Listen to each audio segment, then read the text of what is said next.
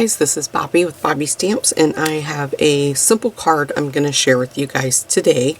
On my Facebook Live, if you watched it on Wednesday, I showed you how to make this cute little hand sanitizer holder. See the hand sanitizer in there from Bath and Body Works. And then I also showed you how to make this the hand lotion. So this is the matching. So both of these are the gingham. They have the gingham, I guess that's the name of them, gingham. I forgot about that. But anyway, so that's why I tied in the gingham stamp set, the Buffalo Check stamp set with both of these projects. So if you haven't watched my Facebook Live, head over to my Facebook page. And then I do them every Wednesday at 1 p.m. As long as my life allows me to, because we've had some crazy stuff happening here lately, and for 2 weeks, I think it was 2 weeks, I wasn't able to do one, but I was able to do one this last Wednesday. So make sure you go over there and check those out. But this is a card that I wanted to coordinate, so I ended up making 3 projects. I thought about doing them all on the Facebook Live, and then I thought, no, I'll do the 2 little holders and then do this one separate. I just think right now, everything we're all going through, we could all hold on to our faith a little bit. Okay, so my card base is Blueberry Bushel, and this is on the retiring, the end colors, the 2018-2020 end colors, so that means it's going to be going away really quick. So if you need the re-inkers, the markers, the pens, whatever, I would say head over to my shopping page and stock up on those, because once they're gone, they're gone. My piece of Whisper White is, I believe it's 4 1/4 by 5. Yeah, no, it's 4 by 5 1/4. You'd think I would have those memorized. I always get turned around. So this is going to go on here. I cut my piece of Balmy Blue a little bit bigger because I'm going to use my Stamparatus, and I want to have room for my magnets. And then I'll cut this piece down to layer behind this piece. It's going to be the exact same size, and I might even cut it just a smidge smaller, just so I don't have to worry about unevenness sticking out from my white, Whisper White piece. So let's go ahead and we will start inking up and stamping. I'm just going to lay this under here really quick because it just kind of helps when I go to ink. So I'm just going to place, and then you can get these little sheets that are 6 by 6 to go on your Stamparatus. That's dry because it's what I was using yesterday. I'm just going to place that right there. I'm going to get one of my magnets off the back. If you haven't seen the Stamparatus, it's pretty neat, and on the back you have 2 magnets. You never ever want those to touch each other because they can snap and break. I've seen several demonstrators that have said that that has happened to them. So I'm not going to close that all the way yet. I'm just trying to line up and see where I want the placement, where I want my paper to be. So I'm just kind of like pretending, and I want to leave enough room that the magnet, I have room for the magnet to fit on there without interfering with the stamp. So that's what I'm trying to do. I'm just trying to see. So I think that might be good. Yeah, so see how I'm going to be able to close that and the magnet's not going to interfere with my stamp. So that's what I'm going to do. You also get 2 of the plates that come off the hinge, and you can, for staggered stamping, you can replace them back in here, and then you also get another one that goes here, so that way you can do multiple different stamps if you're doing a very intricate design on a card. That's a little bit high, so I'm going to just lower that. That was actually raising the Stamparatus up a bit. So I'm using Blueberry Bushel ink, and I'm just going to ink up my stamp all over. And this does take a couple of times. I have found that I've never been able to get it stamped perfectly on the first time. And the key is to put pressure, and you really want to put a lot of pressure on this to get that ink to transfer on there. It's a big stamp. It's a big area to cover. So I usually do it something like that. And as you can see, that's pretty light. So I'm just going to go over it again. I think 3 times is usually been the charm for me when I do this. So I'm just gonna hold it down there Try to get even coverage. And I don't know for what reason it always seems the center, like right in here, is the ones that want to give me a hard time. Sometimes I've had to do it 4 times, but usually 3 is the magic number. Okay, let's see what we have. I'm going to do it one more time. Even though not a lot of it is going to be shown because it's going to go behind and you're only going to see the words, I still want it to be pretty solid. So I'm just going to give it a good rub there. Let's see. I'm going to leave it. I think that's pretty good. I'm happy with that. Like I said, it's not going to show. I always try to remember and put my magnet back as soon as I'm done. Let me move that out of the way. I'm sorry for my ugly sweater, but my craft room is in the basement of my house. And it's always like 20 degrees cooler down here than it is any part of the house. And I'm always cold, it seems like. I'm just going to close this up really quick, because that is an accident waiting to happen in my craft room. So I'm using the Praiseworthy Pros. I'm not using the stamp set. I'm using the framelits. So this is hand lettered Pros dies. And as you can see, you get a lot of dies in this one. This is 43 dies. So this is really good for scrapbooking pages and anything that you want to spell out, kind of like what we're doing today. So what I'm going to do next is, let me grab my paper trimmer so I can get this cut down. Okay, I need to move some stuff out of my way so I can get this on here. Okay, so like I said, I'm probably going to cut this down just a little bit, just a smidge shorter, because I just don't want to worry about unevenness. So I know right away, I'm going to cut this off, so I'm just going to line that up and give that a go. Got to take this off because there's no ink there. And then it looks pretty good. So let's do 4 inches. And I'm going to cut that end off just because I don't like the way that that end looked. So let's do 4, and it was 5 1/4. That was really close on that one. So let's just see how well we match up. So it really doesn't look that bad. Okay, I think I'm just going to take just a smidge more off this end. And then I'm still just going to take just a smidge off the 4-inch side, just to be safe. Okay, I guess I'll get that little sliver of paper out later since it doesn't want to come out right now. Okay. So then before I layer this, we are going to cut out. So see, that's what I mean. I just wanted just a little bit of room to play with. So before I do that, let's bring in the Big Shot. And on this one, I kind of went for the centered, but with my bow and my sentiment there, I am going to inch it up just a little bit, not much, but just a little bit, just to give me a little bit more room there at the bottom. Okay, so I'm going to take my piece of Whisper White, and I just lined up the F, and like I said, I'm going to place it up just a little bit higher.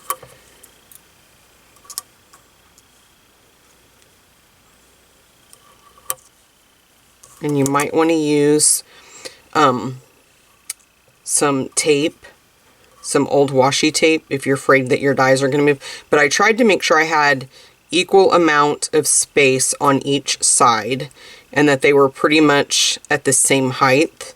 So that's what I'm looking at now, is my spacing on the letters. And I think that looks good. I'm not going to use washi tape. I'm just going to hope none of them move. And then you just run that through the Big Shot. Okay. And then get all your dies off of there. And then you can keep the words that you're actually, I know you guys can't see me because I'm off camera, but we're going to use the Big Shot again. So keep the letters, because you can definitely use that on another project.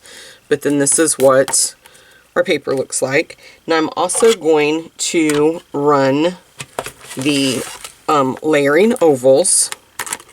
So I need, which one did I use? The second to the largest scallop, I believe it was. And I believe it was that one on the Whisper White. Let me look and see. I just want to make sure. I don't think it was this one, but it could have been. Let me make sure. No, it was not that one. That one's the bigger one. So it is the smallest of the scalloped, and then the smallest of the regular. Okay. So then I need to grab my piece of Balmy Blue and Whisper White that we're going to use to die cut those two pieces out. So I just have a couple of scrap pieces. This one is for my Whisper White for the oval. And I'm just going to grab my paper snips and trim that down a little bit. And then this one is for the scalloped. And I'm just going to trim that down a little bit as well. And then we'll just run this through.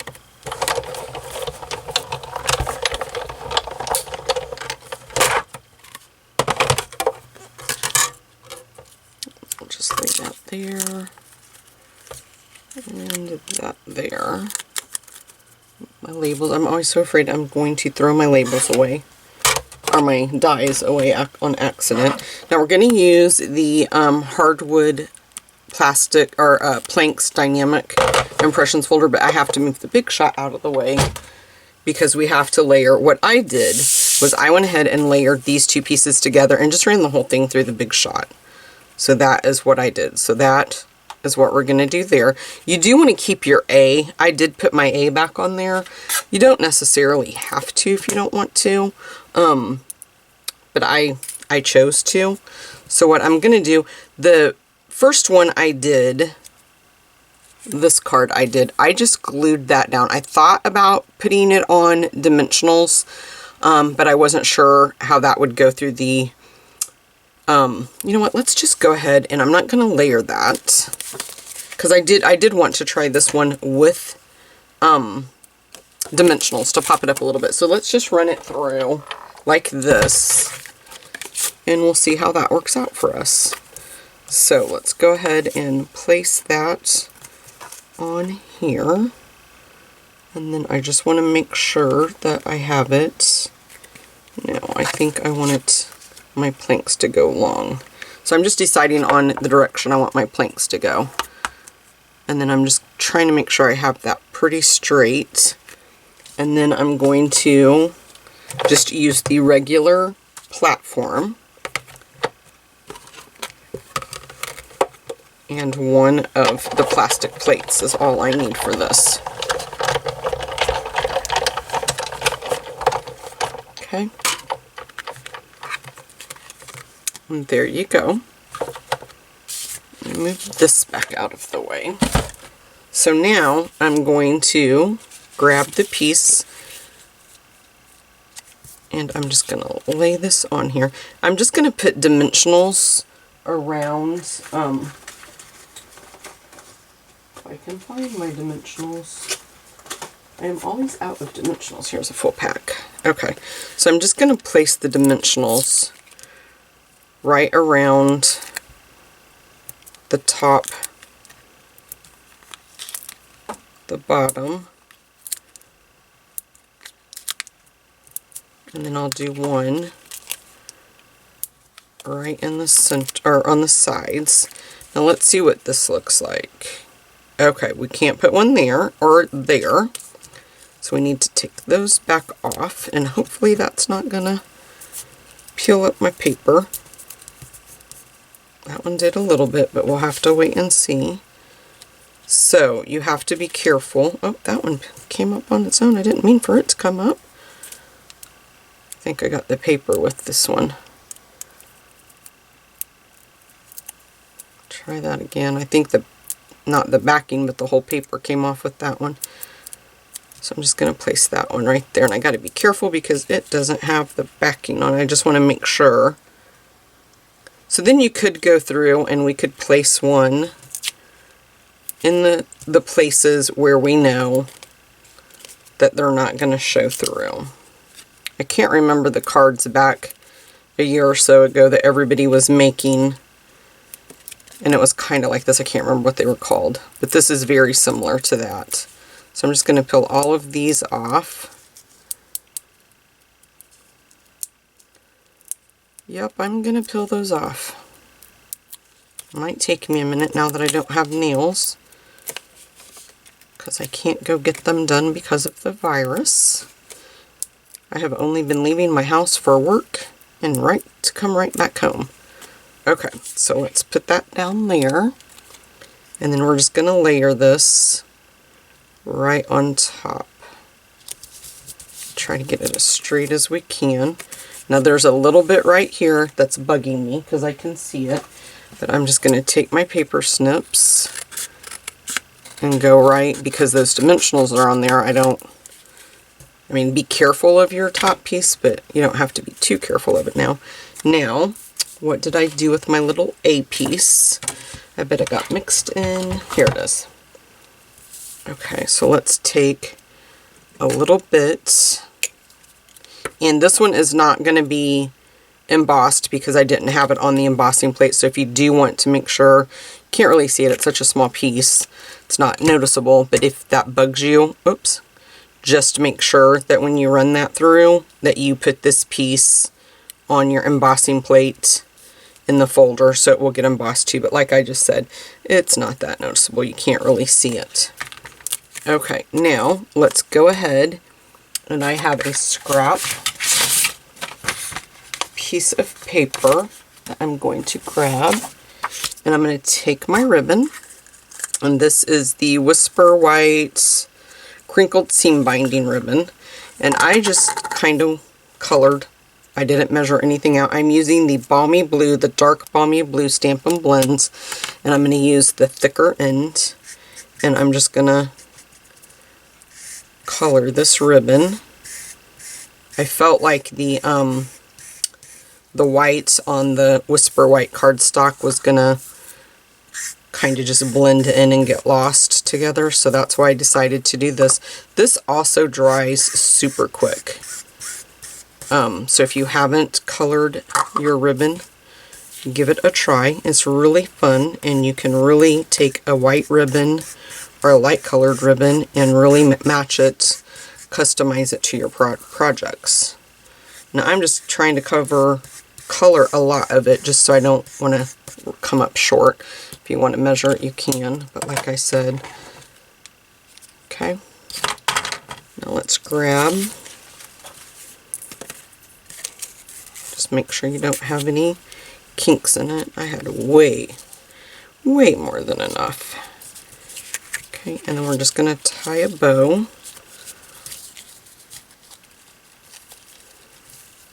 And then we'll just trim it down as we need to.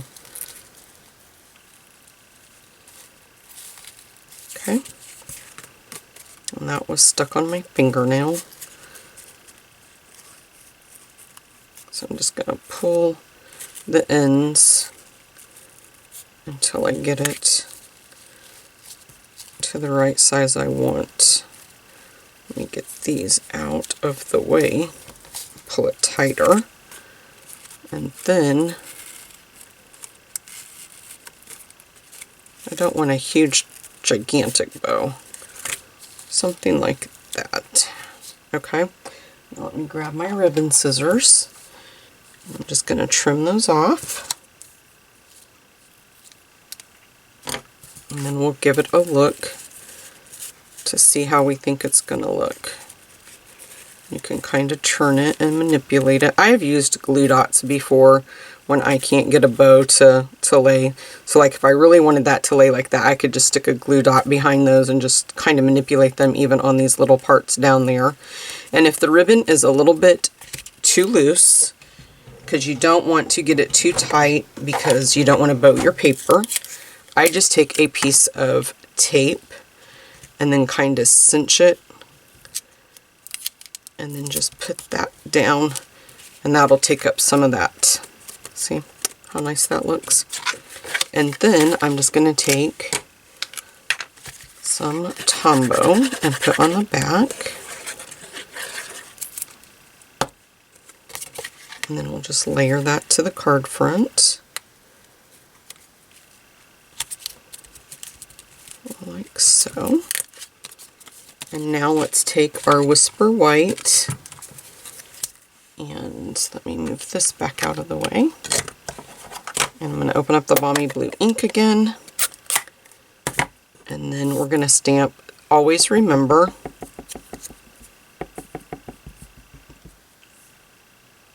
And I will tell you what stamp set that came from. So I pulled it, the Always Remember, from the Peaceful Moments stamp set. Okay, let me grab a little bit of Tombow again. And then we're just going to layer that right like that. And then I'm going to take the Timeless Label Punch and a piece of the Blueberry Bushel, pop that out, and I'm going to place a couple of Stampin' Dimensionals on the back.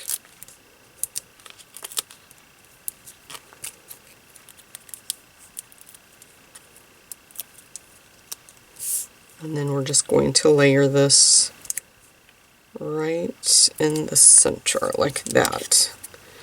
And then you can use dimensionals to put it down on your card. I use dimensionals on that one, or you could just use Tombow. I'm just going to use dimensionals.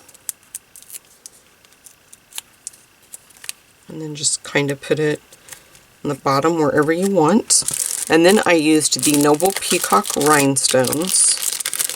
These, this color of blue really blended nicely with the color, so I put a bigger one at that corner, and then the smaller ones, I put one on my sentiment, and then I placed another right about there under the A, and then I'm going to pop one more right about there.